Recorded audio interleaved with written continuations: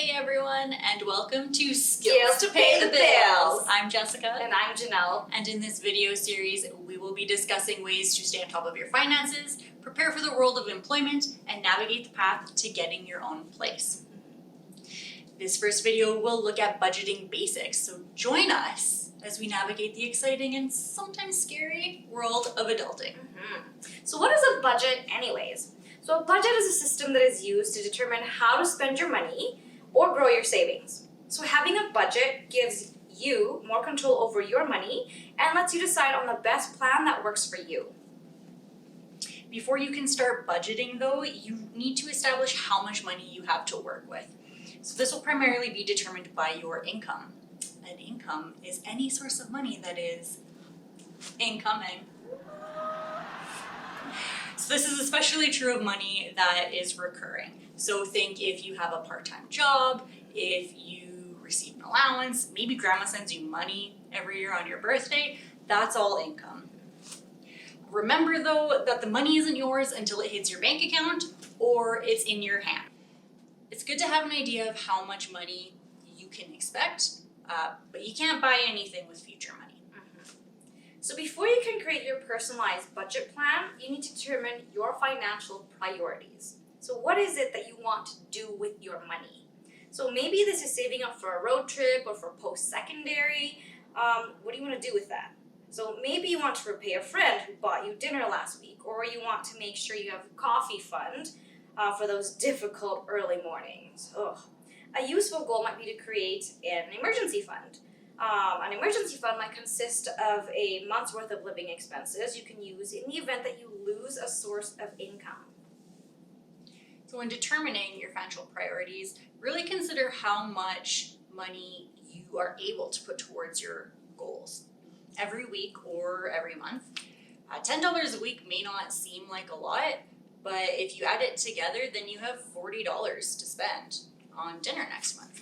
Think about how long it will take you to reach your goals. If you're able to save $25 a month, how long will it take you to afford the new Xbox coming out next month? Probably quite a while. So is that worth it, or is it better to spend that money somewhere else? Also consider how far into the future you're planning for. Are you planning for 1 month, 3 months, a year, or even 5 years? Refer back to your priorities. If you're just graduating high school, saving for a down payment on a house that you want in 5 years might not be as important as saving up for tuition next year. So identifying your financial priorities ensures that you are spending or saving your money on the things that really matter to you. Budgeting methods.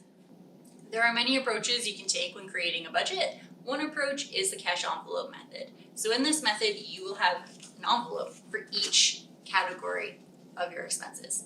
So if you're budgeting $75 for groceries, your $75 is in this envelope. And once you've spent that cash, that's it for that week. You have to wait for next week's budget. This helps you keep track of where your money is. It's in this envelope right here.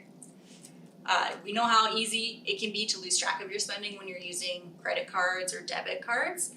This way you know exactly where it is. Downside though is that then you have to carry cash everywhere. So another popular method is the 50-30-20 rule. So this method suggests that 50% of your income should go to your needs, such as rent or groceries, 30% goes to your wants, like eating out or video games, and 20% goes to your savings. So a third option is the gift card method. So this plan works similarly to the cash envelope method, but instead of carrying around cash, you're carrying around gift cards. So that $75 grocery budget might look like a $75 Safeway gift card, and just like the cash envelopes, once you're spending that amount on your gift card, you're done until the next time you get access to those gift cards again. Creating a budget can be pretty intimidating for some of us, and having to do math every week can make that even more intimidating. But luckily, we live in this wondrous world of technology that can do half the work for us. So there are plenty of budgeting apps out there that can help us create and stick to a budgeting plan. So some budgeting apps that you can use are Pocket Guard and Mint. Both Pocket Guard and Mint link to your bank accounts, and they track all of your expenses for you. Mint has a premium version that comes at a cost, but it also has a free version as well. A third app is Dave Ramsey Every Dollar. This app also tracks your expenses and it helps you make sure that every dollar of your budget is going towards something, whether that's bills, entertainment, or savings. So another app is Good Budget. This works just like the envelope method, except it's virtual. So instead of using actual envelopes, you have an app that tracks your spending on a virtual card.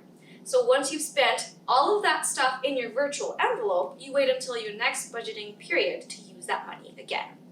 So another app, or a series of apps, are called banking apps. So what you can do is many banks have features that track your spending online or virtually. So for example, TD Canada Trust has a My Spend app that categorizes what you spend and how much you spend, and it also alerts you if you overspend on one of your purchases. Thanks for joining us for this video on budgeting basics. Check out our playlist for more videos, or go to our website familyfutures.ca for more information. Thanks for hanging out today.